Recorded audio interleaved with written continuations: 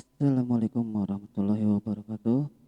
Halo teman-teman, hari ini saya dipanggil ke salah satu perusahaan di Jakarta Selatan,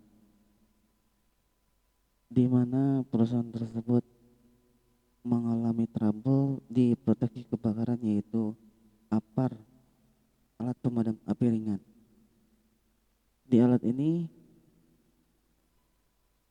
tabungnya masih terlihat baik, untuk beratnya masih sesuai, dan masa expirednya masih panjang. Namun ada trouble di manometer, yang dimana manometernya sudah turun belum pada waktu expirednya. Bisa dilihat ya, expirednya masih panjang, namun manometernya sudah turun. Kali ini kita coba perbaiki. Ya, ini adalah lokasi di mana saya menjemput tabung, yaitu PT Persada.